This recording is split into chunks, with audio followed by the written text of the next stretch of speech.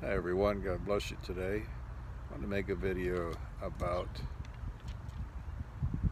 talking with someone who's gone through recently a tremendous crisis. Perhaps the death of a loved one, a major setback, something like that, something severe. And how are we, especially if we call ourselves Christians, to do that? I have, over the years, conducted many funeral services and have, of course, attended visitations and things like that, and I have personally witnessed so many people trying to say the right thing and oftentimes failing miserably. A lot of times Christians will, of course, try to offer a scripture passage that they think might be of some comfort, and I can almost guess which ones most likely they would try to use.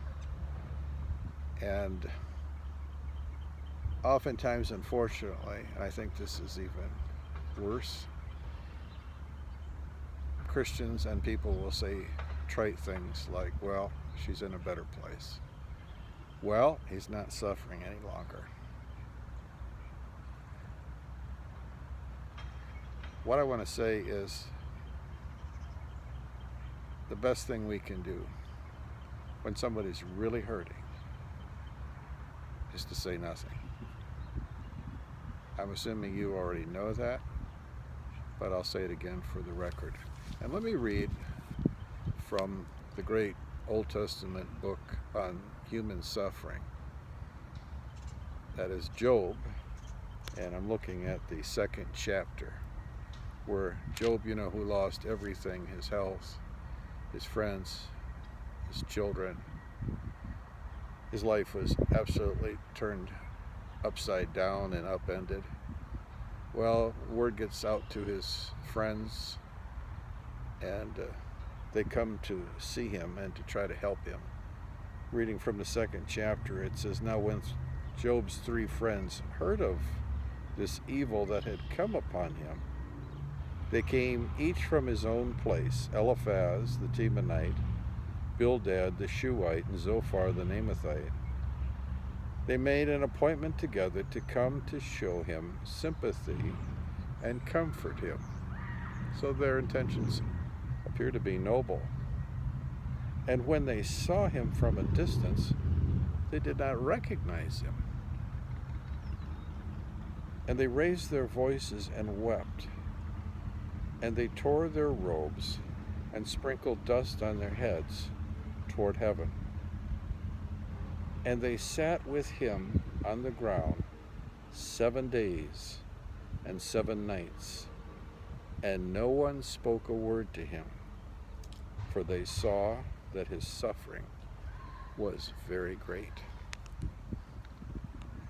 We really have to try to resist the temptation to offer platitudes, to deliver little sermonettes, to try to do something and do something and do something in order to assuage the person's grief and suffering, whatever again it might be, when really the best thing we can do is to be there and to say nothing.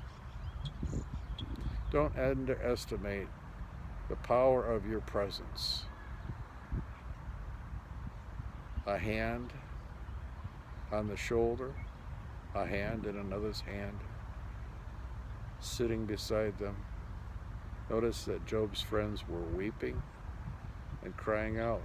They were just dumbfounded at the level of grief that this man was experiencing.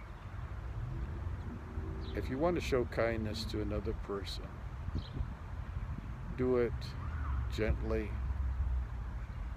softly, and let it come in time. When somebody's going through something entirely devastating, it's best to let time go by.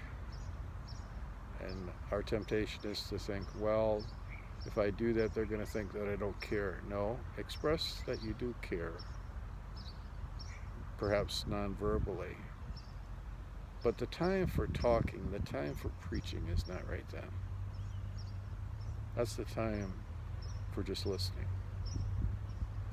And it may be that the person will want to express a lot of their pain out loud, and so we listen. And it might be that they say outrageous things, they express anger. And of course, these stages of grief have all been outlined by professionals, and they are what they are.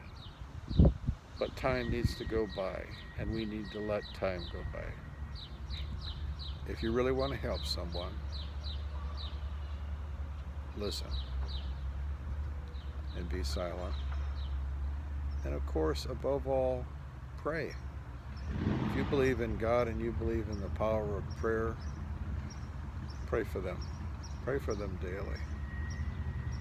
Ask for God's comfort for them. Ask for His strength.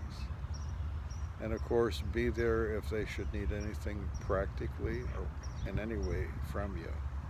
Make yourself available, but keep it simple. Silence is golden sometimes, and your presence is really priceless. Some thoughts for today. God bless you.